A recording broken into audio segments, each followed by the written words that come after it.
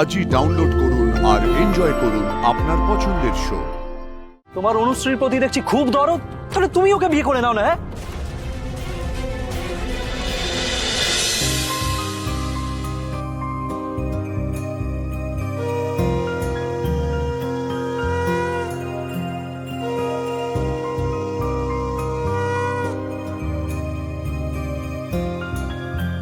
কর্তা, আপনি আশীর্বাদ করবেন না?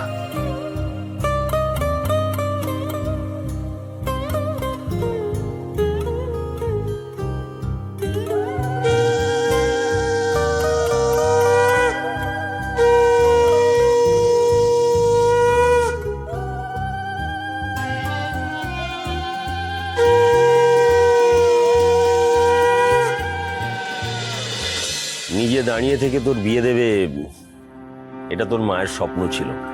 তোর মা আজ নেই, কিন্তু স্বপ্ন পূরণ হতে চলেছে। এই হারটা,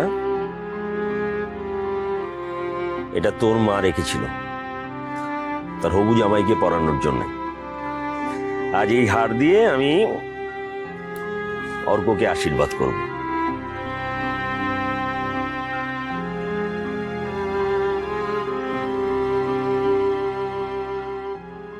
আজ অর্ককে এইরকম দেখাচ্ছে কেন? কেন মনে হচ্ছে ওর মনে একটা সংকোচ কাজ করছে?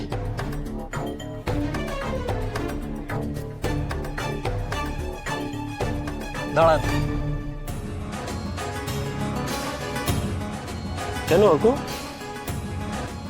আশীর্বাদ তো হবেই কাকা বাবু, তার আগে দেনা পাওনাটা ঠিক করে নি।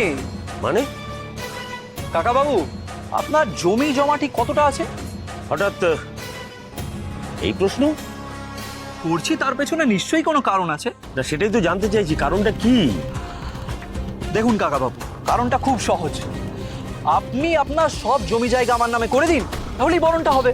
মানে এসব তুমি কি বলছোটা কি অর্ক? কেন, কিছু ভুল বলেছি? ছেলের বাড়ি হিসেবে এইটুকু ডিমান্ড করাটা কি ভুল? কিন্তু এ কথা তুমি বা তোমার বাবা মা তো আগে বলেননি। বলা হয়নি, কারণ তাড়াহুড়োর কারণে সেদিন বেরিয়ে যেতে হয়েছিল। আজকে বলছি, আমি এত পড়াশোনা করেছি, এই গ্রামে রয়েছি, আপনার মেয়েকে বিয়ে করব, তো তার জন্য সামান্য ভরপাই দিতে হবে না আমায়? অর্ক বাবা, তোমাকে দেখে আমার আগে কখনো এরকম মনে হয়নি। তুমি আমারও আপনাকে দেখে মনে হয়নি যে নিজের মেয়ের এত ভালো বাড়িতে বিয়ে দেবেন, তার জন্য হবু জামাইকে এইটুকু জমি জমা দিতে পারবেন না। এই বিয়ে তখনই সম্পন্ন হবে যখন আপনি আপনার সব জমি জমা আমার নামে লিখে দেবেন। অর্ক বাবা, তুমি এরকম নও। হঠাৎ করে কেন তুমি হঠাৎ করেই তো সব বদলায় কাকা বাবু। আমি এই বিয়ে করতে তখনই রাজি হব যখন আপনি আপনার সব জমি জমা আমার নামে লিখে দেবেন, তার আগে নয়।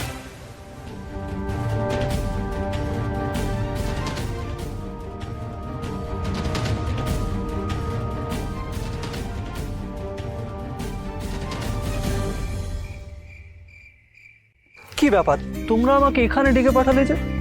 কোনো দরকার আছে বুঝি? আগে আমরা সেই জন্যই আপনাকে এখানে ডেকেছি। কি হয়েছে? আর বললে অনুশ্রী আমার সাথে কথা বলতে চায়। কোথায় অনুশ্রী? অনুশ্রীর হয়ে আমরাই আপনার সাথে কথা বলবো। বলো, কি বলবে? তার আগে তোমাকে এটা জানতে হবে যে আমরা কে। কে আপনারা? আপনারা তো অনুশ্রীর বাড়িতে কাজ করেন। রাজা আর তার স্ত্রী গৌরী। কাকাবাবুর বাড়িতে তো আপনারা আশ্রয়ে আছেন। সেটা আমাদের ছদ্মবেশ। হোয়াট? ছদ্মবেশ? মানে তোমরা রাজা আর গৌরী নও? কে তোমরা? কি নাম তোমাদের? তোমরা এইভাবে ছদ্মবেশ নিয়ে আছো কেন? হ্যাঁ, কি উদ্দেশ্য তোমাদের? আমার কিন্তু সব প্রশ্নের উত্তর চাই, নইলে আমি কিন্তু এক্ষুনি কাকাবাবুকে ফোন করে সবটা জানিয়ে দেবো।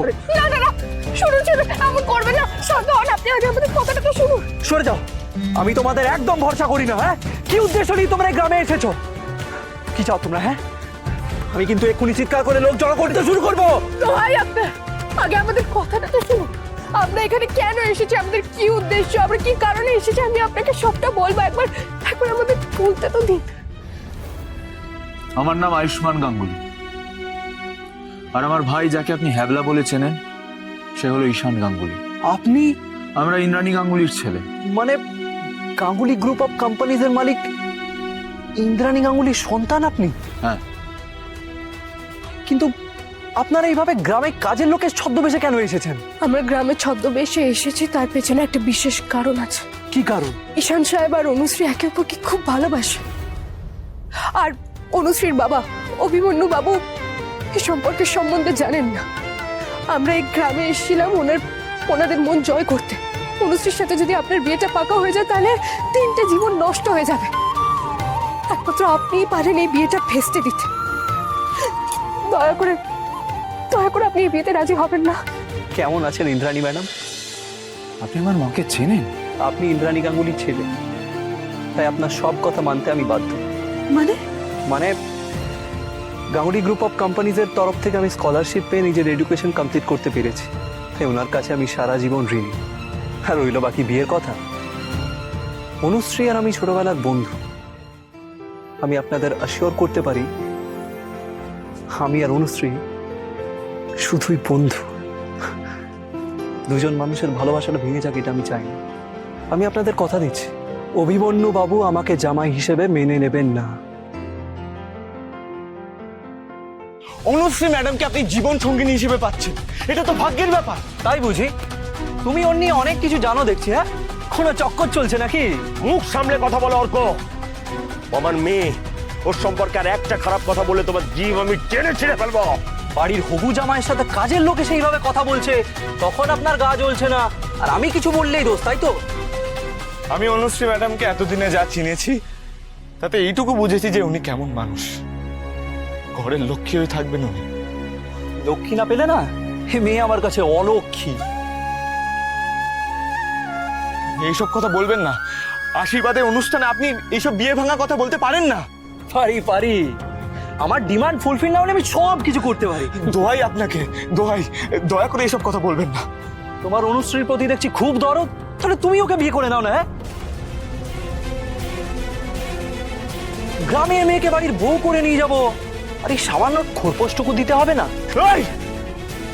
অনুশ্রী ম্যাডামের নামে আর একটা খারাপ কথা বললে আমার থেকে খারাপ কেউ হবে না। বাহ বাহ বাহ, এখন কাজের লোক এসে আমাকে হুমকি দিবে? হ্যাঁ, এই রায় চৌধুরী বাড়ির আতিথিয়তা? এত সাহস হলো কি করে? সাহস হলো কি করে তোমার? ঠাকুরপো, নিজেকে শান্ত রাখুন। বৌদি, অনুশ্রী ম্যাডামের নামে এইসব কথা বলার সাহস হলো কি করে? ভাই শান্ত হও, আমি আমার কথা শুন, শান্ত হও। অভিমন্যু বাবু, এইভাবে আমাদের অপমানিত হতে হবে এটা ভাবতে পারছি না। যান, বেরিয়ে যান এখান থেকে। বাবা, এত কিছুর পরেও আপনি আমাদের বেরিয়ে যেতে বলছেন? লোভী স্বার্থপর মানুষকে আমি ঘৃণা করি। আপনাদের সম্পর্কে আমার অন্যরকম ধারণা ছিল, সে ধারণা আমার ভেঙেছে। আপনার ছেলের সঙ্গে আমার মেয়ের বিয়ে আমি দেব না। যান, আপনাদের আর এক মুহূর্ত এই বাড়িতে দেখতে চাই না আমি। যান, বেরিয়ে যান এখান থেকে। আরে চলে যাচ্ছি। যে বাড়িতে হবু জামাইকে কোনো সম্মান করা হয় না, সে বাড়িতে আমারও থাকার কোনো ইচ্ছা নেই। চলো বাবা, চলো।